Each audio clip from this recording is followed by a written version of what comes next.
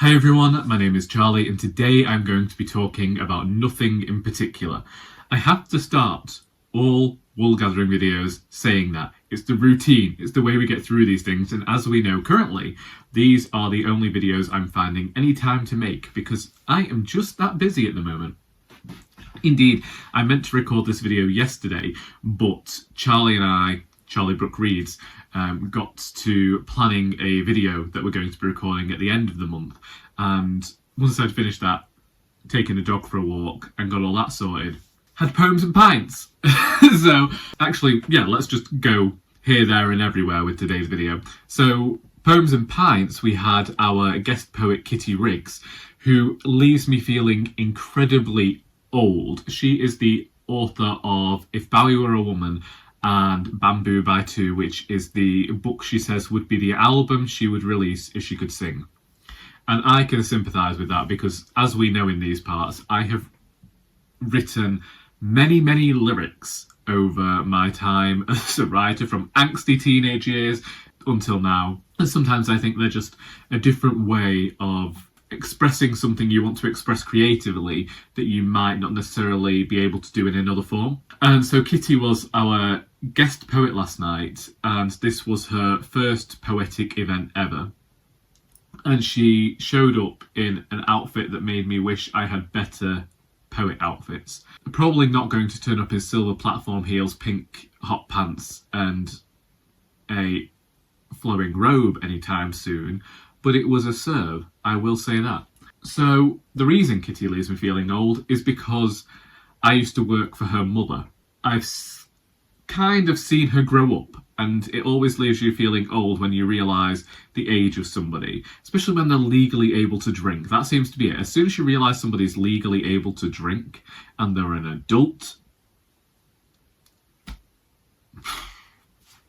Anyway, so last night we ended up actually having a fair bit of grim poetry, and because of this collection of Kitty's Bamboo Till Two, I had planned to recite some lyrics of my own because I do know them by rote now. However, because of the grim nature of a lot of these poems, I ended up reading a poem that I recently wrote about a person I know. This is a story about their first love, and I just found it quite humorous, and I did something with the poem that I haven't necessarily done before, and it seems to have been ever since I stopped with the farming collection, which admittedly is very much related to my life, so there's a lot of the I voice in there and a lot of family stories in there. In terms of this collection that I'm currently working on, it has been injected with more comedy than my poetry has been filled with before, and I'm really enjoying taking the comedic that I've used throughout the Doris books and using it in a different form. It just seems to have come naturally. Of course, last night when I performed this poem, I did end up wondering whether it was actually a poem anymore or whether it's just a monologue. But I wrote it as a poem. I think it works as a poem. I put things in there to do with sounds and the like, and I really worked hard. But I did say to Joy beforehand, Joy Winkler is a writer. I know, I've talked about her here many times, a friend of mine, and I said to her before I went up, do you want the sad or happy? And she says, it doesn't matter. And I said, no, it doesn't matter. Which do you need? And she says, happy. And I was like, all right then. And I went and we got happy, and it changed the mood, because I sometimes feel bad about that as well, because I don't want people to feel like I am diminishing any of their work by when they've done something sad or something particularly polemic, and then I go up and try and lighten the mood. And yes, I wouldn't want anyone to feel like I was trying to diminish what they'd done. As I said, this week has been a bit of a washout really, because and let's just talk about illness again. I've talked about illness every single week that I've spoken to you now, and I know that it's going to grow tiresome, so I'm sorry about that. But on Monday I was feeling incredibly fine. Actually probably the best I've felt in a while, which is why what happened is annoying to me. That's it. That is the major feeling I get whenever I am incapacitated, is annoyance and irked. I know that nobody wants to know me when I've got a cold, because I get so angry with the world because I'm just trying to get rid of it. So anybody who speaks to me is going to see me in a bad mood. But I was giving Sally a fuss whilst I waited for the bathroom to be clear, because my mum was showering. You didn't need to know that bit, but there's an image for you. And out of nowhere, it felt like my brain was vibrating in my head. I got a thundering in my ears. My body was on fire, and I couldn't move. I have absolutely no idea where it came from. It was definitely a migraine. I haven't experienced... Well, this is the second time I've experienced a migraine like that this year. I've experienced this happening. But I still tried my best to get ready for work. I got downstairs and my mum took a look at me and she said, "You can't go in today." I said, "Well, I'm just going to take these pills and I'm going to try and eat breakfast." And within 20 minutes, I had texted work, my colleague, because I couldn't move. And because I couldn't move, I then couldn't achieve anything. And I felt incredibly guilty. And that's my problem. Whenever I have to ring in work, like, I don't mind being ill on my days off. Well, I mind being ill on my days off, but at least I have time to get over it before having to be in work. I don't like this idea of letting people down. So ringing in sick disappointed me. And then I'm annoyed at my body because of what I'm currently going through. And then I'm guilty about work and I'm ill as well. So it was just a washout for Monday. Monday, nothing got achieved, nothing got done. My Duolingo I'm currently third on Duolingo and I've been first for weeks. So I'm upset by that too. Tuesday I was feeling a little bit better, and then by Wednesday I just had this tennis ball feeling in my forehead. So hopefully that's mostly gone. I still get twinges of nausea here and there and throw a few paracetamol back, but my goodness, I wish I knew where that had come from. So yeah, so I've not been in work either. I will go back to last week and I'll start talking about the books now because we haven't got any segue from illness into that. So I finished To Battersea Park by Philip Hensher, and I'm going to give my thoughts because Ben Reed's Good mentioned about how this had received generally negative reviews from what he had seen. Now, I was going to give it a negative review, but I don't know that I can because it's a book that has left me in a quandary because everything I read into Battersea Park, I really liked. I really appreciated the writing here and the work that had gone into it. Here we have 4 different sections of a pandemic novel. In the beginning, we have this rather almost stream of consciousness style, as I said last week, reminiscent of Virginia Woolf and Michael Cunningham. Specifically Michael Cunningham, I think, when he was writing The Hours. I know that that was reminiscent of Virginia Woolf, but it is because it's from the perspective of a gay man and he is trapped inside his house during lockdown, so he's become a bit of a curtain twitcher.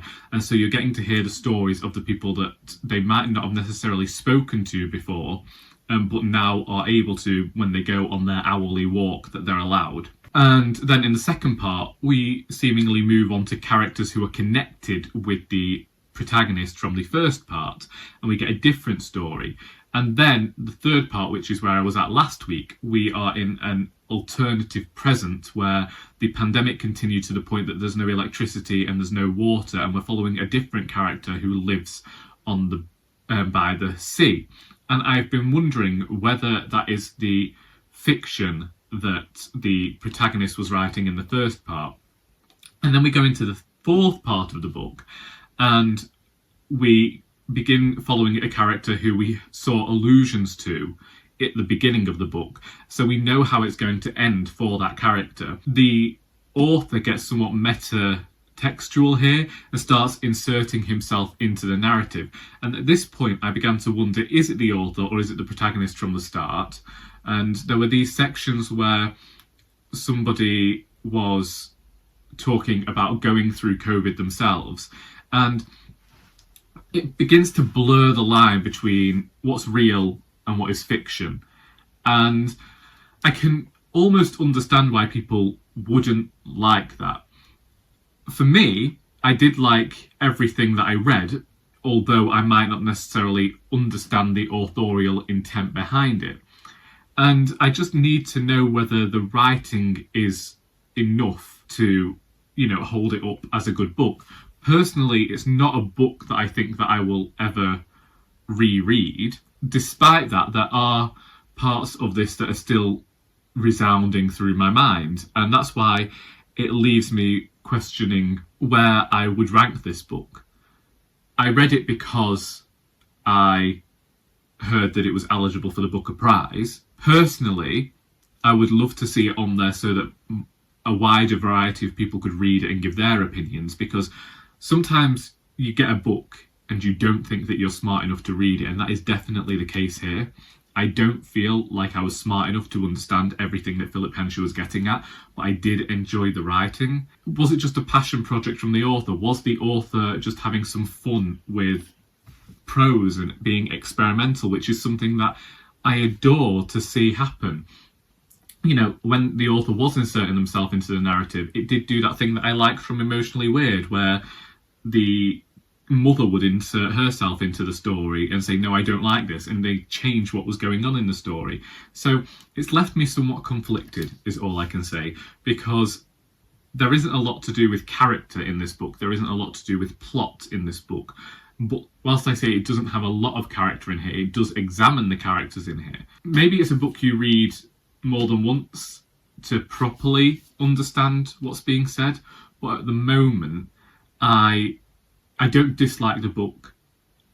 I've said much and more. I liked the writing of the book and I liked Philip Hensher's prose, but I just don't necessarily think that I got everything out of it that I could possibly get from it. Speaking of Joy, she chose to loan me 2 books last week. So we have The Emperor's Babe by Bernardine Evaristo, which is the character of Zulika, yes, and it's told in verse.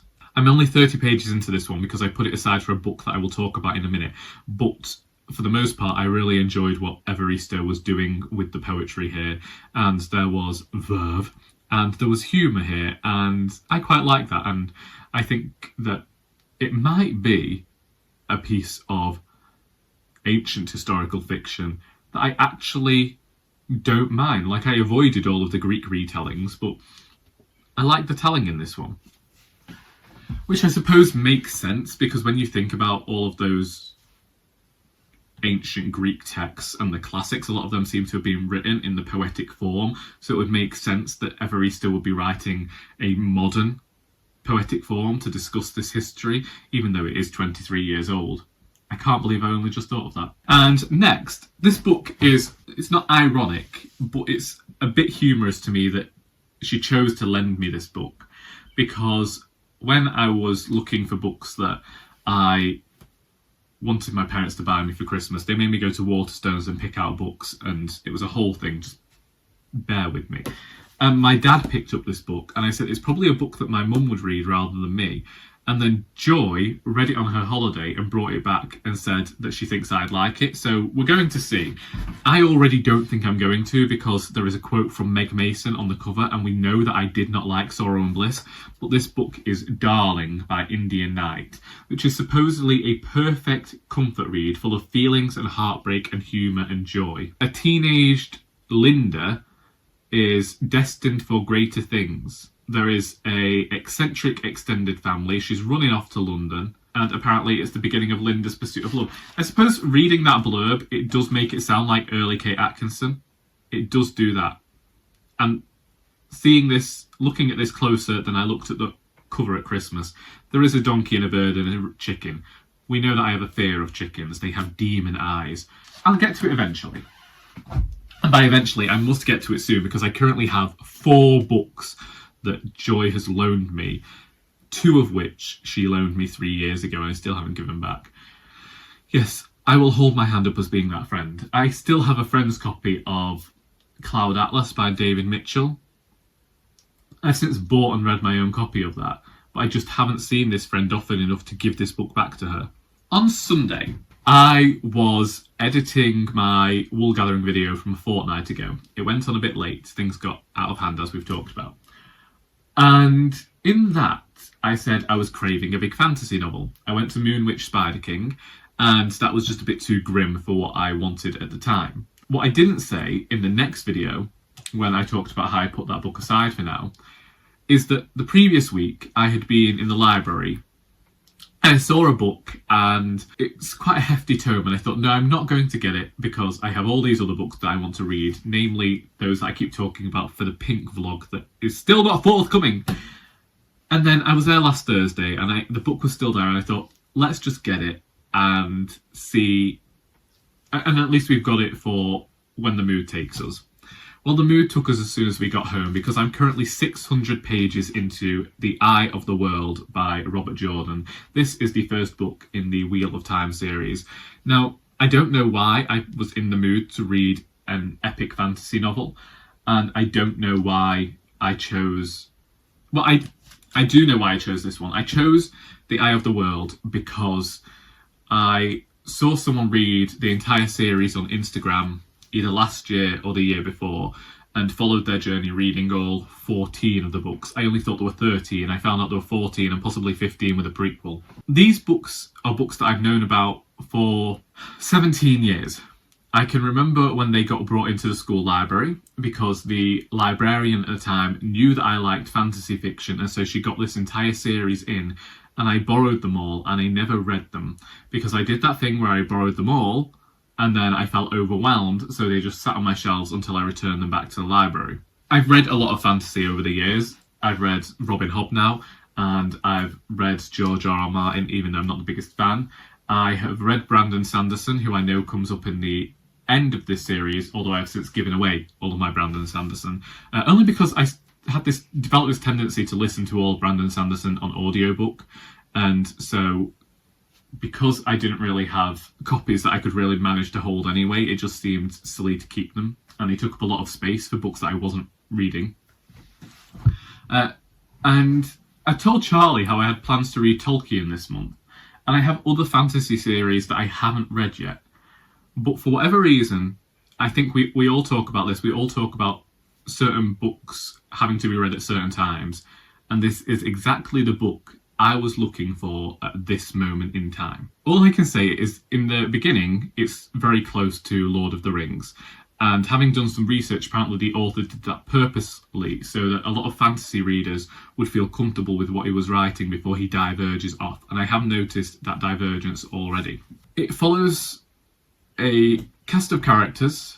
Randall Thor seems to be the main protagonist, but then there are others who mill around him, and there is basically talk of this great evil returning to the fantastical land, which is, it's nothing new. But 600 pages in a week from somebody who's not been reading a lot recently, I am proud of myself. This book is 771 pages, so I don't have much left. I had hoped to finish it by today, but, all the other things I've talked about got in the way of that. I can never forgive the line, slowly, his breathing slowed. I can't forgive that. That is stuck in my mind.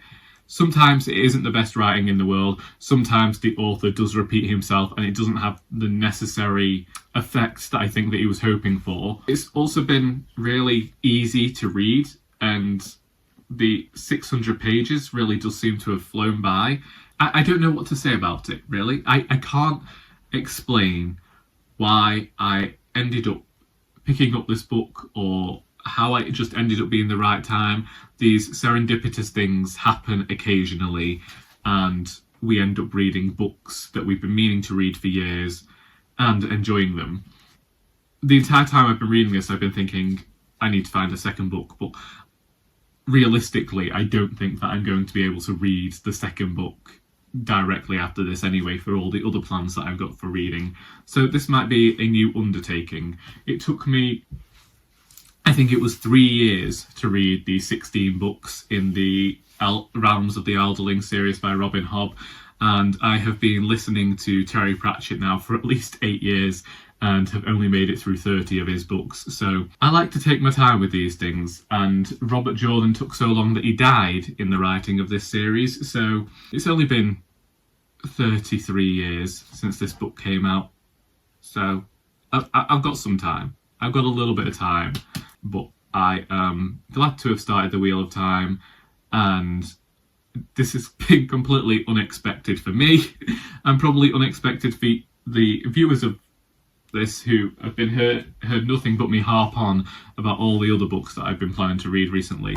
And Charlie said this is typical Charlie behaviour of saying all of these books I'm going to read and then doing something completely different just to just because it's who I am. So I think we talked about writing. Yes, I am hoping to actually get some Alice Valentine written in the next week, which is something I've been saying to you a lot recently.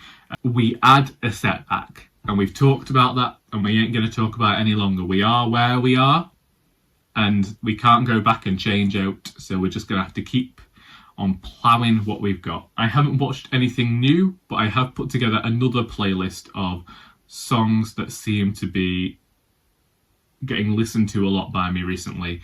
Although this week I actually include some old favourites in there as well, because they showed up in a playlist and I thought, actually, yes, they are favourites. They're songs that whenever I see them, I have to click on them and listen. So I thought, let's shove a few of them in this playlist.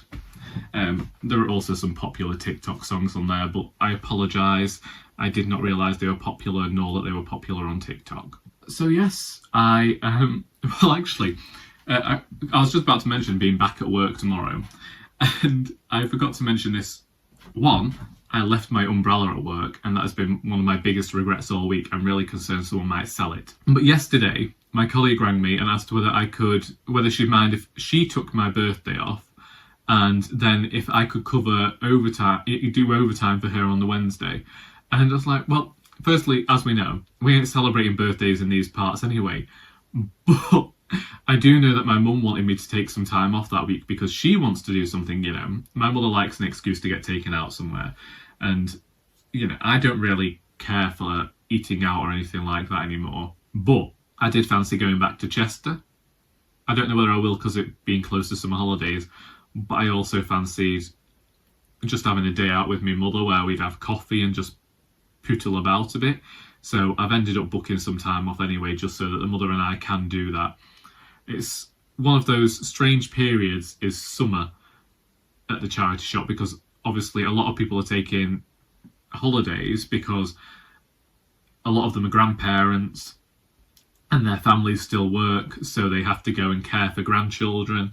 Indeed, the day that I'm working, 2 of the volunteers aren't there because one of them's on Anglesey and the other's gone down south to care for their grandchild. That happens then, and it's one of those things. It starts now with people being off and it continues through to September, and then they start returning and we're ready to start with autumn. But it's weird that it's starting so soon. Indeed, I find it somewhat... I know everyone talks about how fast the year moves, but I have found it somewhat absurd to be at this point in the year and to look back and think, I have not done half of the things that I'd hoped to do by this time. I think it's because sometimes we end up just getting so busy and so wrapped up in everything that we don't take the time to have these reflections or these lazy, lackadaisical moments that I long for. Speaking of which, today I need to go downstairs and drink the coffee that I made for myself half an hour ago. And then I've got to walk the dog before coming home to walk into town to go to the Rice Group, where we won't have many people in attendance because a lot of them have gone to a workshop in Tatton Park today. Again, if you were ever near Tatton Park, Joy Winkler does workshops there every month. And then come home and have one night of reading and not finishing The Eye of the World before being back in work tomorrow, and hoping that everybody gets on with each other, because I can't cope with another weekend of people being in bad moods. But that's me. If you have read any of the books mentioned today and would like to discuss them, please feel free to do so in the comments. I hope that you have got something out of this video, even if it was just something to show the police for an alibi. I will do that, because until next time, that is all.